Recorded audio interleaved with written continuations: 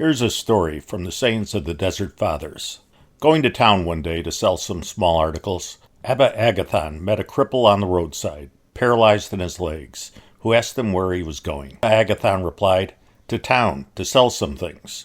The crippled man said, "Do me the favor of carrying me there." So Abba Agathon carried him into town. The cripple then said to him, "Put me down where you will sell your wares." Agathon did so. And when he sold an article, the cripple asked, "What did you sell it for?" And Agathon told him the price, and the cripple said, "Buy me a cake," and he bought it. When Abba Agathon sold a second article, the sick man asked, "How much did you sell it for?" And Agathon told him the price of it, and the other said, "Buy me this," and he bought it. When Agathon, having sold all his wares, wanted to go, the cripple said to him, "Are you going back?" And he replied, "Yes." And then the cripple said, "Do me the favor of carrying me back to the place where you found me." Once more picking him up, he carried him back to that place. And then the cripple said, "Agathon, you are filled with divine blessings in heaven and on earth." And raising his eyes, Agathon saw no man. It was an angel. The Lord came to try him. This is just one example of the discernment of the Desert Fathers. They knew that supernatural experiences that come from God had a purpose, and they would be distrustful of any vision that came just to flatter them, since it would serve no purpose other than to inflate their egos.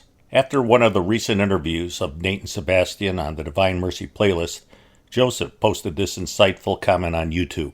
He said that the faithful of the Catholic Church in the present day live in the mistaken belief that private revelation should be the center of their spiritual lives. The hostility and even aggression toward people like Sebastian and Nathan and Father Darius Olowinski on his blog, who are trying to gently point out the glaring errors in a particular private revelation, shows emphatically that the balance has been upset. The faithful, who are consumed by private revelation, see nothing wrong with the fact that the truth of divine revelation, and thus the whole teaching and tradition of the Catholic Church, suffers as a result of this. And this is not just my observation, but it is only years later that I can see that I behaved in the same way about criticism of private revelations, especially Marian ones. Having no in-depth knowledge of private revelation, especially critical analysis, I went about like a blind man, and I fiercely defended private revelation and attacked those who held contrary opinions. At the same time, I did not condone the exploration of critical material. This, in my opinion, is the problem of many believers who base their spiritual life only on private revelation. There is too little teaching from the Desert Fathers, who present a completely different attitude toward private revelation. It was not until I read the sayings of the Desert Fathers and their stories that my eyes were opened to how to treat private revelations. Their approach to miracles, healings, private revelations, and special abilities was to be very skeptical. The Desert Fathers were very afraid of them, and many of them begged God to take these special abilities away from them. Someone may ask why they reacted that way, and that's because they were terribly afraid of pride and haughtiness. Joseph concluded by saying that pride made contact with God impossible. And this is something that's been discussed on this channel before. St. John of the Cross wrote, "Hence arise many imperfections. At the very least, the soul is no longer as humble as it was before, but thinks that all of this is of some importance and productive of good, and that it is itself esteemed by God, and that he is pleased and somewhat satisfied with it, which is contrary to humility. And thereupon the devil secretly sets about increasing this, without the soul's even realizing it." But as Joseph noted, until very modern times, Christians have always been extremely cautious when it comes to visions. So let's take a closer look at the sayings of the Desert Fathers.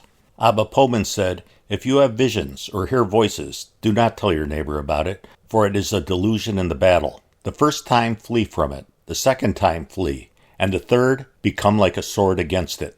Here's another story from the Desert Fathers about discernment. Some brothers came to find St. Anthony of the Desert to tell him about the visions they were having, and to find out from him if they were true or if they came from demons. The brothers had a donkey which died on the way, and when they reached the place where St. Anthony was, he said to them, before they could even ask him anything, "How was it that the little donkey died on the way here?"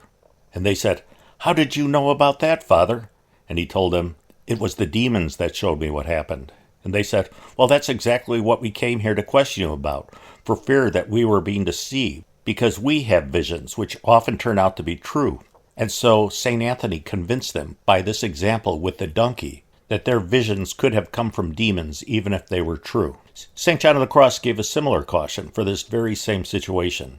He said, The devil utters many things that are true and will come to pass, and that are in conformity with reason, in order that he may deceive. Although there have always been poorly catechized individuals chasing after visions, miracle mongering, reaching even into the clergy, is a relatively new phenomenon in the Catholic Church. And sooner or later I'll document this with a video called Gradualism and Miracle Mongering. Well, I hope you enjoyed this video. I'll be back again within a week with another one. But in the meantime, please check out my Facebook page and my Twitter page. Every day I post additional content that you won't find on this YouTube channel. And also, please pray for the church.